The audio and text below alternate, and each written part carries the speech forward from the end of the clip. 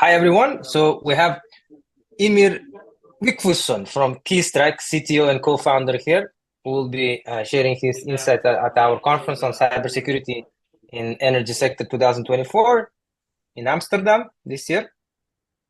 So Ymir, welcome. Thank you so much. So great to meet you. Great. So first of all, could you please introduce yourself and just give us a brief, what's your role there as a CTO at Keystrike? What do you do there? Yes, so I'm Ymir Vigfusson. I'm a CTO and co-founder of Keystrike. I'm also associate professor of computer science at Emory University.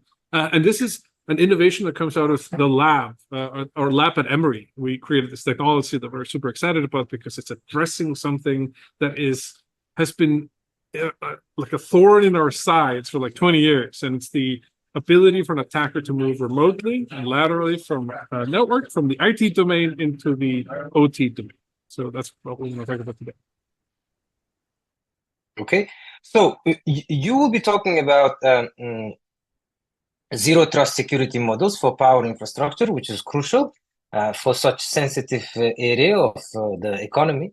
And could you please just give us an overview of your session? So what will be about? Sure, yeah. And so just starting off with like zero trust, like what does it really mean? So it comes from this realization that if we try to train people to not do certain mistakes or not to like copy the passwords, it doesn't actually really work. There's always somebody who clicks the link or gets phished. And so to some extent, we're in this predicament everywhere in IT, not just in OT, where you can't really trust that a person's device remains uncompromised. And so there's this Achilles heel, which is that we have a device that's being used by a person, and that device itself contains authentication tokens and tickets and cookies and all sorts of things that gives you access to some other part of your infrastructure. So to some extent, we're conflating a device with the person who's supposed to be able to do the changes inside the SCADA system and so forth. So that is, when we think about it from a zero trust perspective, means that we're putting a lot of trust in the endpoint device, the actual terminal that's being used by a user. And so the question is, what can we do about that? Because that's not acceptable. And that is, in fact, the highway of attacks in many other domains. So let's talk about that. Okay. And basically, what are those innovative cybersecurity measures do you believe are essential for addressing the current challenges faced by SCADA systems in the energy sector, specifically in this sector of the economy and energy?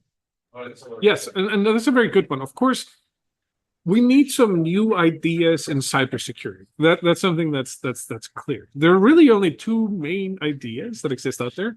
One of them is, hey, let's get lots of data and put it into a machine learning thing or into AI and stir and see what comes out of it and try to infer bad behavior.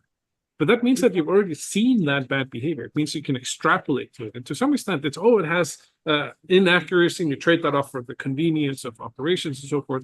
It's always playing catch up.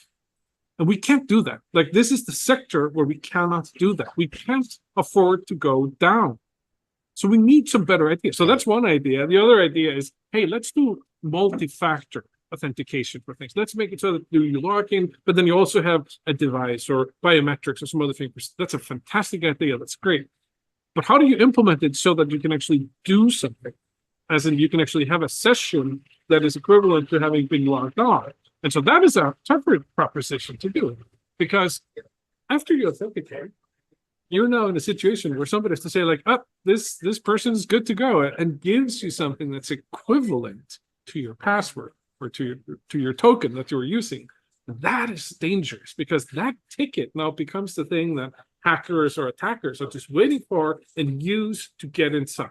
And so those two ideas are just not adequate. We need something new. That is the key thing here. And that's something that we think we bring to the picture, because we're able to do kind of like two-factor authentication for every part of a session without all the inconvenience of having to reach for your phone or bring out a device and type some numbers or so forth. It's just that you physically are using the device means that you are the person who intended for the command to get to the remote. And that's it. So it's a very simple idea. You cannot enter the SCADA system with Keystrike and send in any commands unless they were physically typed on the device that's in the active system, even if that device was compromised, right? The attacker cannot interfere with the system. That is it. That's the whole idea. So the question then becomes, how do you do this, right? That's a magical property. How do you get that done? That's something I want to talk about in the session. And talking about the future there and looking ahead, let's just turn our time clock to 2030. Imagine we're sitting down with you, August 2030, both of us 6 years older than now. So how do you envision the future of cybersecurity evolving in relation to the industrial control systems, and what key trends should industry leaders be aware of already now to prepare themselves? Of course, it's very fast-paced area. I get that, but still, like 6 years, 5-6 years is like a whole era in this industry. But still, how do you imagine in 2013? What will be the key trends? What already now those CIOs and chief security officers should be already now paying attention to prepare themselves for the picture in 2030? So that's a great question. To some extent, there are all these safeguards in place in this industry to deliberately create inertia so that we're not making rash new things and trying out risky propositions for something that can't afford that level of risk. So to that extent, new things aren't going to be proliferating as aggressively inside that industry as many others. But there's going to be hype that's going to bleed in. There's also going to be the productivity demands that come into here. So in terms of cybersecurity specifically, what will happen slowly but surely is that the adversary is going to become more powerful with the ability to automate and to probe. They can automatically make phishing emails and all that stuff just with simple AI. Those types of things can probably ramp up quite a bit and make it very aggressive. And so if you want to mount a defense against that, you also need to make sure that your processes are able to scale in the same way. So that's going to be an interesting conundrum. And so part of that implies being able to get the same level of security with less effort. And so it's really about cutting friction while maintaining the adequate safety. And so that can happen on multiple fronts. It could be something like Keystrike that says, you can enter a session, you don't have to do anything.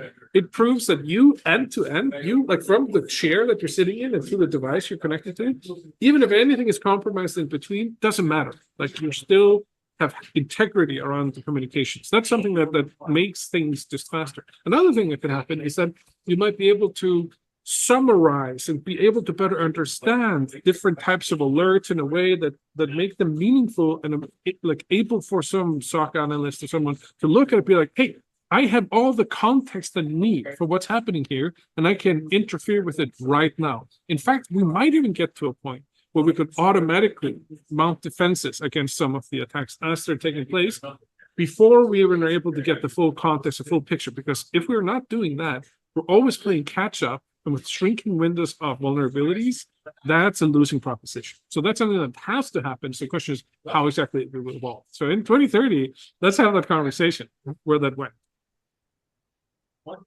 And just to wrap up, you'll be having some small exclusive group of really good experts from energy sector that we gathered for many, many years. Some of them will be rebooking with us. So just ahead of that meeting, what would be your kind of key strategies would you recommend to industry peers for effective enhancing their cybersecurity posture in face of evolving threats in SCADA and energy sector? Some tips, maybe just one, just out of shelf. Yeah, sure. I mean, so for the first thing, it's like, of course, compliance is not security. Compliance is the basic thing that you need to have in place. If you really want to try to get security, you need to be thinking a little bit like the attacker. And so adopting that hacker mindset, like how would they get inside? And the reason you have to do it is unlike any type of engineering, you're dealing with this dynamic construct that is the cat and mouse game of attacks, because it doesn't matter like how small that hole is that somebody can get inside. that's where all the attention from the adversary is going to be spent. So you must speculate ahead of time what those potential vulnerabilities could be and patch them before they get exploited. And that's a really tricky proposition because it involves almost like prophetic heuristics of like how the adversary is going to contemplate your own posture. So for that session, I would love to have that conversation just to understand where are those challenges, because everybody knows things aren't perfect. In fact, in many cases, they're very far from perfect, but we can do small things that are very meaningful to make the act of attacking it a lot harder without undue risk and undue effort, right? And so it's a question of figuring out what are those controls that complement, and also then being able to diffuse some of the really bombastic claims that are made by vendors that say they stop everything and so forth, to really understand what is it that they stop, what is it that they don't, and then figuring out how do you do something about these gaps that are between the solutions that exist.